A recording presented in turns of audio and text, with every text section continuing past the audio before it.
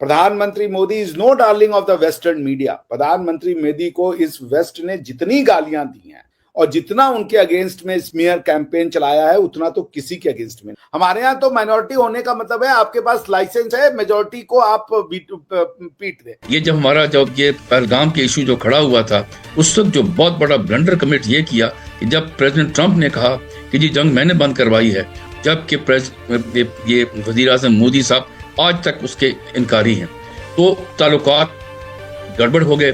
देखिए मुगल आए, उन्होंने इसको इस्लामिक बना दिया, यूरोपियंस आए, उन्होंने इसको क्रिश्चियन बनाने का प्रयास किया। ये इंडियन इतने पागल है कि जब इनको मौका मिल रहा है तो ये कह रहे हैं जी हम सेक्युलर है, जी हमारी कोई पहचान नहीं है। अजीब ही लोग हैं ये।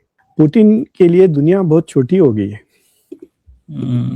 वो सिर्फ वहां जा सकते हैं जहां क्रिमिनल्स आ सकते हैं, यानी अमेरिका, चाइना, इंडिया और मे बी इजराइल। मेरा ना ब्लड बॉयल हो जाता है जब कोई कहता है कि इंडिया कॉमन लॉ कंट्री, एक ऐसा देश जिसके पास इतना जो धर्म परायण है, जो लीगल सिस्टम और सिविलाइजेशन का पुरोधा है, जिसने शुरुआत करी है, उसके बारे में ये कहा जाए कि वो कॉमन लॉ कंट्री है और भारत की लीगल हिस्ट्री का इतिहास 16वीं शताब्दी से होता है, तो मेरा मतलब I simply get disappointed to be honest. दोस्तों, रशिया के प्रेसिडेंट व्लादिमीर पुतिन के भारत दौरे से कई वेस्टर्न कंट्रीज और पड़ोसी पाकिस्तान को खूब जलन हो रही है, क्योंकि पीएम नरेंद्र मोदी जी ने भारत और रशिया के ऊपर सैंक्शंस के बावजूद प्रेसिडेंट पुतिन को इनवाइट किया था, जबकि यूएन ने उनको वॉर क्रिमिनल घोषित किया है।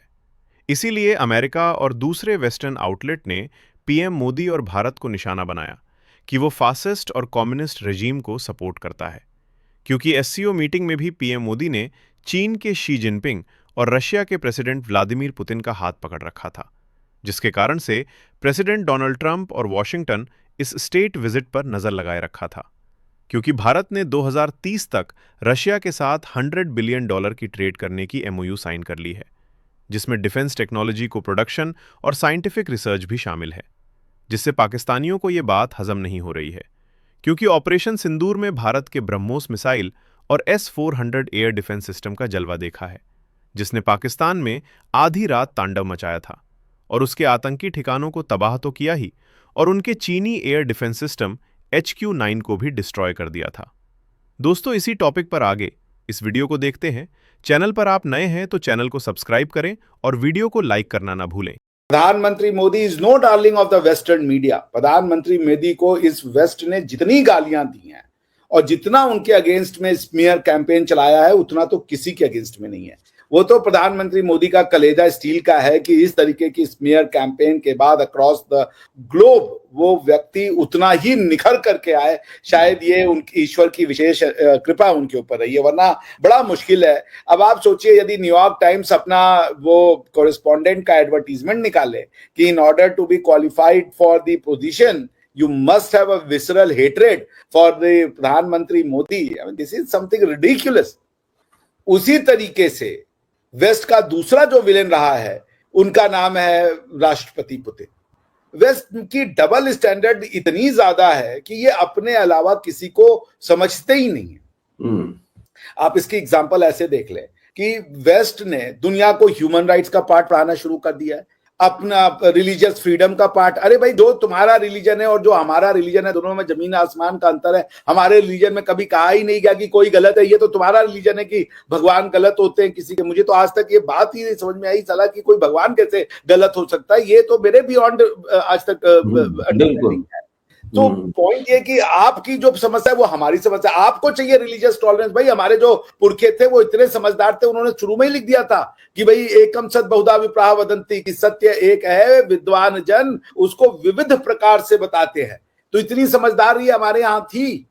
तो पॉइंट ये कि आप हमें आकर के लगते हो ना, आप हमारे रिलीजन को समझते हो ना हमारे धार्मिक संस्कार को समझते हो। आप ह्यूमन राइट्स का आपने नया सोचा छोड़ दिया, फ्रीडम ऑफ रिलीजन का सोचा छोड़ दिया। फ्रीडम ऑफ रिलीजन के नाम पे क्या हम ऐसे रिलीजन को अलाउ कर दे जो हमें खा जाए, जो हमारी परंपरा हमारी संस्कृति को खत्म कर दें? क्या ये अलाउ किया जा सकता है? ये तो अजीब सी बात है ना। और अगर ये नहीं किया जा सकता तो भारत में सबको फ्रीडम ऑफ रिलीजन, आप भगवान। वैसे भी भारत में वाहिद भारत कंट्री है जहां माइनॉरिटी ने मेजॉरिटी को होस्टेज किया हुआ है रिलीजन के नाम पे और ह्यूमन राइट्स के नाम पे। आप देखें ना इतिहास हमारा हिंदुस्तान का, तो इतनी बढ़िया बात आपने कही है कि इसे बढ़िया उसमें कहा ही नहीं जा सकता। डरता है यहाँ का भाई, वो अगर कह दे कि मैं बहुत अपने धर्म के ऊपर गर्व महसूस करता हूं तो दूसरे लाइन में उसको जोड़ना पड़ता है। हम लेकिन किसी का विरोध नहीं करते, हम किसी को गलत नहीं कहते। अरे भाई क्यों? कोई ये कहता है कि I am a proud Christian, उसके बाद वो बोले कि लेकिन हम किसी को तो कहता है कि हिंदुइज्म के वो गलत है। आप देख ले, अभी वेस्ट अमेरिका में इलेक्शन हो रहा था, तो क्या यहाँ वहां पे ये क्वेश्चन नहीं पूछेगा विवेक रामास्वामी से कि तुम जिस गॉड की पूजा करते हो वो डीविल है, बेसिकली वो फेक गॉड है? ये क्वेश्चन तो विवेक रामास्वामी से पूछा ही गया था। क्या आप यहाँ पूछ सकते हैं ऐसे क्वेश्चन किसी से? माइनॉरिटी से क्या वहां पे हिंदू माइनॉरिटी नहीं है? क्या माइनॉरिटी से ऐसे क्वेश्चन पूछे जाने चाहिए? क्या हम ऐसे क्वेश्चन पूछ सकते हैं? हमारे यहाँ तो माइनॉरिटी होने का मतलब है आपके पास लाइसेंस है, मेजोरिटी को आप पीट दे। क्या एक वो तो ये वेस्टर्न जो है ना, ये वेस्टर्न तुमने रिलीजन के नाम पे आके यहाँ बवाल मचाया और हमें तुम बता रहे हो। तुमने जो कॉन्स्टिट्यूशन, आप जरा गवर्नमेंट ऑफ इंडिया एक्ट उठा के पढ़िए सर। मैंने गवर्नमेंट ऑफ इंडिया एक्ट की स्टडी की है, चारों कह लें 1909 वाले से लेकर के 1935 तक, सब में इन्होंने इंडिया को क्रिश्चियन कंट्री बना के रखा। आपको पता है सर, जिस वेस्ट ने आपकी पीठ में खंजर भोंका, गोवा का जब गोवा पे इंडिया ने पुलिस एक्शन किया था और गोवा को इंडिया में वापस से लिया था, तो यही वेस्ट था जिसने कहा कि भारत ने यूनाइटेड नेशन चार्टर का वायलेशन किया है और सिक्योरिटी काउंसिल के का वो बुलाया गया स्पेशल सेशन और उसमें इंडिया को जो है इंडाइट किया गया था। क्यों लोग वेस्ट के पीछे भागते हैं मुझे नहीं समझ में आता। ये वेस्ट आपको कंटेम्प्ट की निगाह से देखता है। खैर इन्वेस्ट तो एक इम्प्रेशन बन गया ना सर, शुरू से एक वेस्ट का एक इम्प्रेशन बन गया है हमारे जैसे कंट्रीज में कि जी वो हमसे बड़े सुपीरियर हैं जी, उनमें बड़ी अकल है, बड़ा पैसा है, एजुकेशन, व्हाटएवर। हम अपने से तो सुपीरियर ही समझते हैं ना। अभी भी आप देख लीजिए हमारे यहाँ लोग इस तरह से अम्बेसीज वगैरह में, यूरोपियन अम्बेसीज में जाते हैं और वहां जाके जैसे लग रहा होता है झुके जा रहे हैं, ऐसा लगता है उन्होंने कोई एहसान कर दिया है उन्होंने।